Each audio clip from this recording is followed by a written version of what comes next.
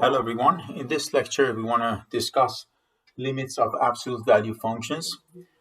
Just a reminder, absolute value of x minus a in general, where a is a real number, which is the same as square root of x minus a all squared actually, is nothing but a piecewise defined function basically. Absolute value of x minus a is equal to x minus a itself if x is greater than a. Because logically speaking, if x is greater than a, x minus a will have a positive value. Therefore, the absolute value of a positive value equals to the same positive value. That's the logic where it's coming from. And if obviously x is equal to a, then a minus a is 0. So absolute value of 0 is also 0. But if x is less than a, in that case, x minus a,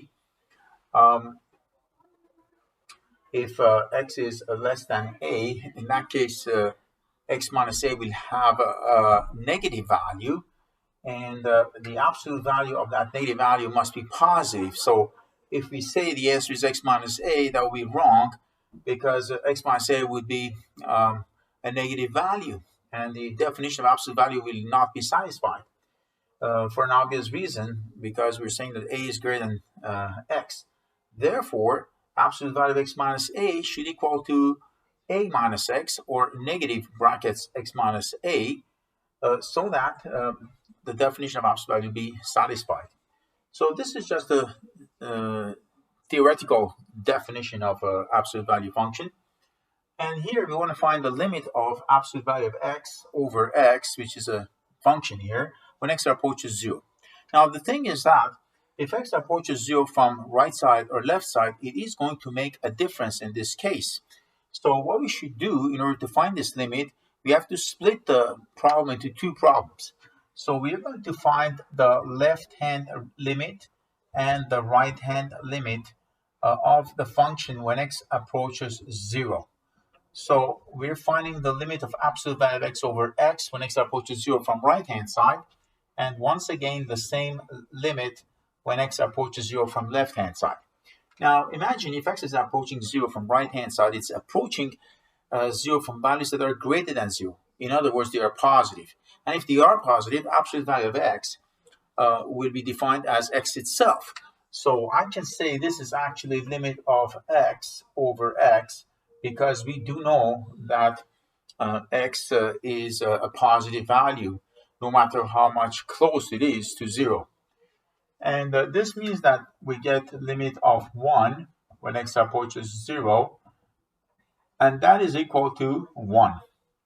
So similarly here, when x approaches 0 from left-hand side, so we know that the absolute value of x would be defined as negative x, and when x approaches 0, we will end up with like limit of negative 1. You cancel out x, and you get this result, which is equal to negative 1. So what we saw here is that the right-hand limit was 1, but the left-hand limit was negative 1. And since the right-hand limit is not equal to the left-hand limit, unfortunately, we have to announce that this limit of absolute value of x over x actually does not exist. So the answer is basically D and E. Limit does not exist for the reason of right-hand limit and left-hand limit not being equal to one another. So that was one example involving absolute values. This is another one here. X approaches 2. So we know if x approaches 2 from right side or left side, it's going to make a difference in the definition of the absolute value of x minus 2 in the numerator. So what we should do, we have to split the problem into two problems. Once we find the right-hand limit, and once we find the left-hand limit, and hopefully both of them would be the same number. Then in that case, we're going to announce that this limit is equal to that same number. So here, if x approaches 2 from right-hand side, then according to what we said before, if x is greater than a, then the definition of absolute value x minus a would equal to x minus a itself. So this means that we have x times x minus 2 over x minus 2 when x approaches 2. And We see that x minus 2 cancel out each other, so we get limit of x, which is the only thing left over when x approaches 2 from right-hand side, and that is obviously 2 itself. In this case, if you want to find the same limit of the function including the absolute value, then we say this is going to be x times negative x minus 2, or you can say 2 minus x over x minus 2, and after simplifying, we will end up with limit of negative x when x approaches 2 from left side, and the answer would be negative 2. So we saw that even in this example, right hand limit, this was the right hand limit, which was 2, and this was the left hand limit, which is negative 2. So the right hand limit and left hand limits are not the same, as you see. Therefore, this limit of this function, including the absolute value when x approaches 2, is actually not existing. So we're going to say the limit of this function when x approaches 2 does not exist. And the reason behind it is the inequality of the right-hand limit and left-hand limits.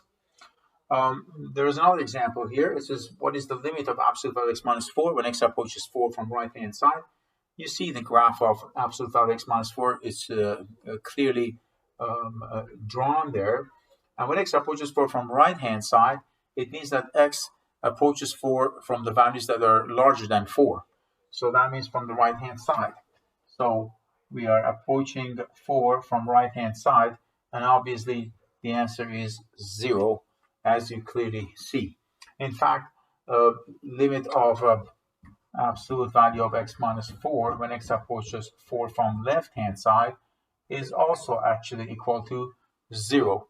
Therefore, you can say from these two, you can conclude that limit of absolute value x minus 4 when x approaches 4 indeed is equal to 0, because why not? Left-hand limit and right-hand limits are the same. So you're going to say the limit is equal to 0. Here, we couldn't find any limit for the function because left-hand limit, right-hand limits were totally different values. Okay, I hope you understood how we take care of these limits, including the absolute value functions. So keep practicing, and we will talk more about other techniques of limit computation. Thank you.